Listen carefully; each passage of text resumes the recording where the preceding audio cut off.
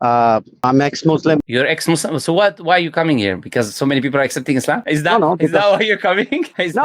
Like you said, Allah will replace the people with the better people, right? Actually, So people like me left, better people came. It's actually actively Allah is replacing it. Don't you see it happening? Yeah, definitely. I can see that. Okay. It's actively happening. It's not even, absolutely. I see you're very, very excited about it, and I love it that you're very excited about it. That's awesome. Happy for people accepting the truth every day. No, it is definitely, because I see a lot of the Christian channels and the Hindu channels also. They do a lot of dawah type of things, and they get very excited when people change their religion to that religion. Well, I don't know. When it comes to numbers, there is no other religion. Christianity, of course. It is the biggest religion people are leaving according to stats. So you cannot compare that. Hinduism, there is no growth rate because they don't evangelize anyways. There's nothing that can be compared. So to try to I'm not gonna argue with you on that point. That's not even. But it's a fact, This is a fact. Sure. An argument. Stats don't lie. It's numbers. It's not even something I'm making up. Okay, no problem. I just had a question. I waited a long time, but now the time is very low, less because you have a lot of people. So I just wanted to know: do you do this every week, or do you do this like on a fixed day, or because I wanted to see if I can come and talk, but it depends. It's always in Friday. Do you announce it beforehand, like one day before? No. Usually Friday, Saturday, Sunday, something like that. In the evening. It just depends. Look, I'm a person as well. I have a life. I have. No, I get it.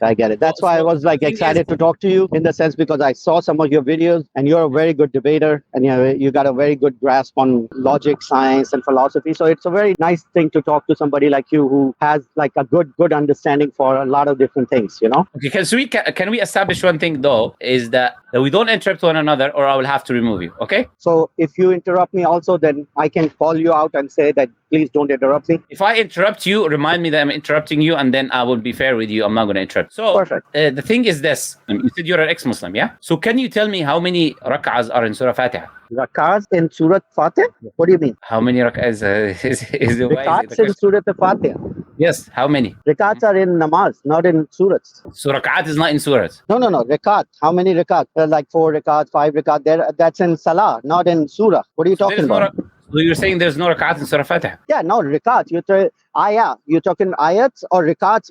I'm confused. Rakat is like, how many rakats of salah did you do? You did 2 rakats, 4 rakats, 3 rakats for maghrib, like that. But you're saying rakats in a surah? So do you memorize? Okay, let me ask you this. No, wait. I'm confused. I will clear your confusion in a bit. But do you memorize any part of the Quran other than Surah Fatiha?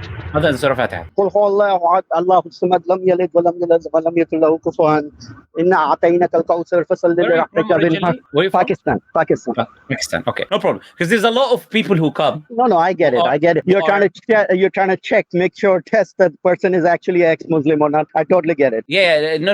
You need to understand why. Because today is a business. To claim, they make a channel. They claim their ex this, and they start making the whole channel about Islam, and then they make money and they ask people to donate for them so they can. It's a business basically. I left Islam and support me because I'm persecuted. So when you said you don't want to show your face, I usually don't allow this, by the way, but I'm allowing you to do it. What do you want to talk about? As I said, you got your chance now. No, I just wanted to see. I didn't have a specific question. Then. Sure. Don't have a question. Let me ask you a question then. Why is the reason you left Islam? I just lost my faith. Like, I was Muslim for a long time and I believed in it.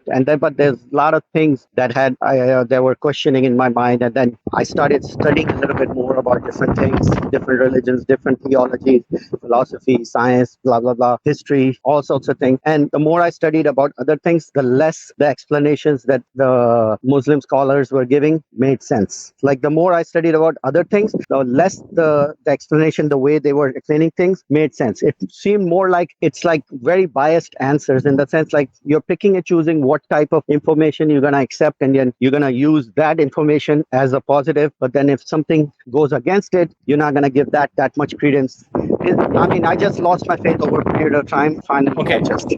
So the thing is, don't you think maybe you're asking the wrong people? And not only, I asked a lot of scholars. I have conversations with lots of muftis, sheikhs, a lot of learned scholars. I went to, I think you're in US, right? I'm not in the US, no. I mean, in the UK. Oh, you're not there. If you're in the US, there's actually big organization, ISNA, ICNA, the huge Okay, it's organizations. better if we don't mention names. I would appreciate it. No, these are big organizations that I know. they have conferences and all that stuff. So, I go there, I talk to sheikhs. I've literally did everything I could to, even right now, what I'm doing right now is my effort to be like, maybe I'm wrong. Maybe I got the wrong information. Maybe you can explain certain things that I have. So I've talked to a lot of scholars, and I'm not saying in that sense like everybody's correct and they gave me the right information. Sure, I might have had some wrong information and all that, but I did do my part in trying to study and try to establish what I'm getting the information is correct or not. Okay. Now, the reason I would say is you're asking the wrong people is because the questions that people come with, clearly you can see, not only on my channel, but in other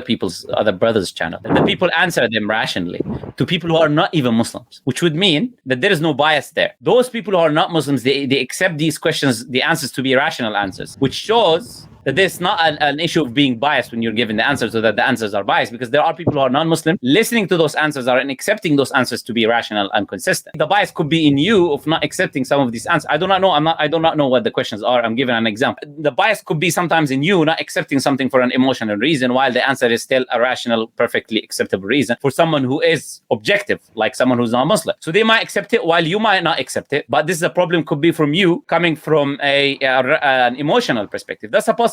I do not know. Point is, you said you spoke to them, this and that. That's why you can ask your question, and then we can see. But I want to ask this first. Can you put your hand and pinpoint, this is why I left Islam? Because no, the people I they can't. come, that's the thing. People who come and say, I thought you asked me a question. That's why I was going to answer. Oh, no problem. Yeah, I just was going to add one thing on it. I was just going to say, people always who come and left Islam and ask them this question, they don't have an answer for it, which for me, unfortunately, is a sign of insincerity. Because if someone pinpoints a problem, I can solve it. But if there is no problem that can be pinpointed, how can you fix something that you cannot even identify? You get what I'm trying to say? But I'll let you say what you want to say now. Yeah, go ahead. Yeah, that's a very good point. That if you pinpoint what the issue was, then you can actually work on that issue. And if you can't tell them what the issue is, then how will you help it? I can totally get it. Like going to a doctor, I say I have pain, and they say, "Where's the pain?" I was like, "I don't know. I have pain." The doctor can't help you. I totally get it. But the issue is, like, a lot of time when you lose faith in a religion, it's never one single thing. Maybe for some people, traumatic experience, all of a sudden something happened and they left because of that.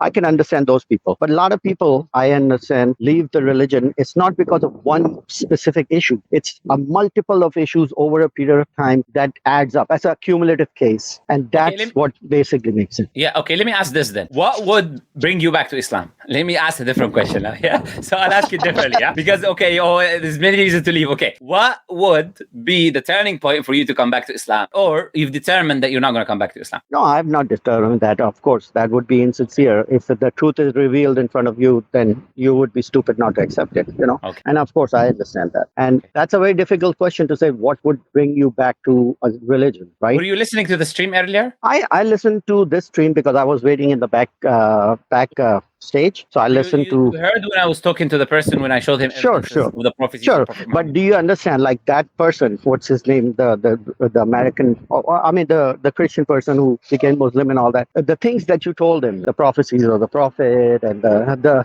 Burj Khalifa and all that. I mean, for a person who hasn't heard these ever before, they sound very impressive. For people, just let me finish. I understand you want to respond to it right away, but just be patient to listen to the other person also. I understand to them when you tell them that right off the bat, like, Muhammad said something about India and Islam is going to go in Pakistan, in Egypt.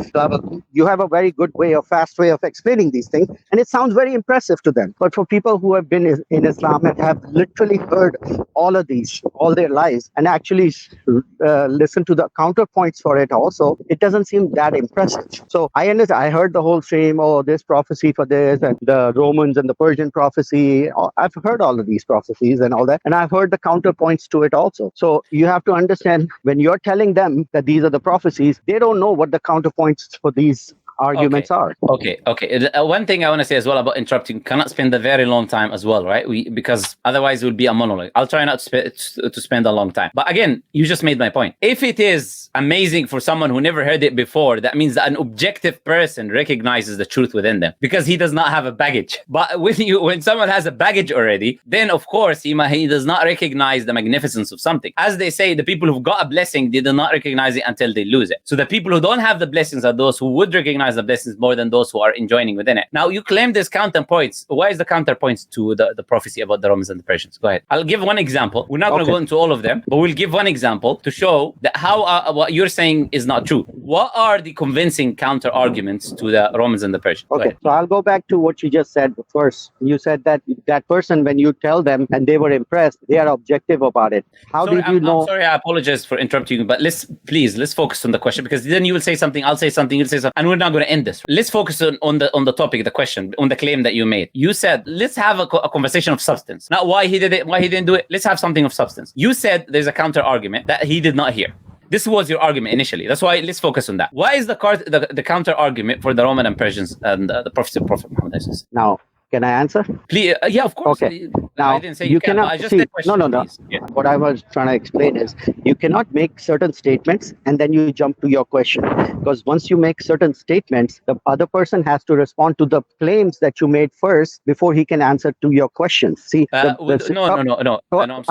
You're interrupting me again. I am, but because I have to establish something. I haven't interrupted you at all. No, it's true. I agree with you. That's completely true. I'm not going to say that you did, but sometimes I do have to say something. This conversation has to go in my format. Reason being, it's my channel. If someone is not happy with the format that I have, which is, for example, if I say, let's deal with the question now, because I understand what you're saying. You want to deal with what I said, but then, as I said, I will have to rebut it again. And then we end into this cycle, a never-ending cycle. And I don't have time for that, with all due respect. I want to have a conversation of substance. If you're willing to engage with the question, I'm happy to engage with you. If not, then I would let you go, and then you can live your life, I can live my life, and we part ways in a nice way. That's what I can say. If you're willing to engage and give me the counter argument, because you just said you cannot make claims and not support them. You made a claim that there is counter arguments that you didn't hear, so I'm asking you for them. I understand it's your channel, right? And you have a certain format, but you have to understand, when you make certain claims to somebody and then just move on to your question and leave your claims unanswered, it seems as if your claims were correct and then you moved on to your question. That's why I was trying to address your claims first. But if that's your format, that you're going to make a claim, you're going to say this is how it is, and then you say, oh, let me ask you this other question, and then you leave the other part just right, then I understand that's a totally different format, and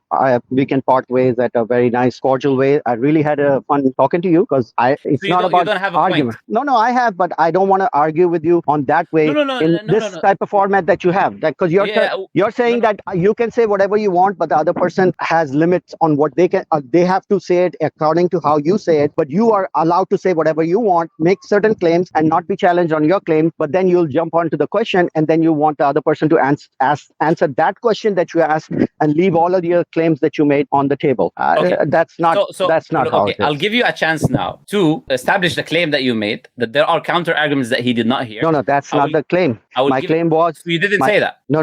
That's your question. The second question that you jumped in. My question to you is that, do you have a counter argument to the Roman and Persian prophecy? Yes. Can you explain what the Roman and Persian argument is? The argument is Muhammad... You said you heard it. Yeah, I heard it. I'm just summarizing it. Your argument is there's a land, Persian and Roman, okay? There's a war. Prophet made a prophecy that they have been defeated, but in a few years, the Persian will be the one that's going to be defeated and Roman will take over. That's the prophecy, right? And in a few years, they took over. That was it, right? That's the big prophecy. I'm asking for the counter argument. Yeah, so the counter argument, how is that a big prophecy? If I just say Ukraine and Russia just fought, and a few years later, Ukraine will be victorious, how is that a prophecy? I appreciate your amazing response. So I'll let you go now. It was a pleasure talking to you. And, thank you very much. Really had a fun time. Thank you. Bye. No problem. And this is the thing, you see, brothers and sisters. They make a claim, and then when you pinpoint them, okay, what was the counter argument? The counter argument is, this is your big prophecy? What a great counter argument. What a rational response to what we've established already, of saying that this time-bound, time-specific prophecy about the two major empires of the time, that of an empire that was about to be decimated, right, of how they will come back, it is just, oh yeah,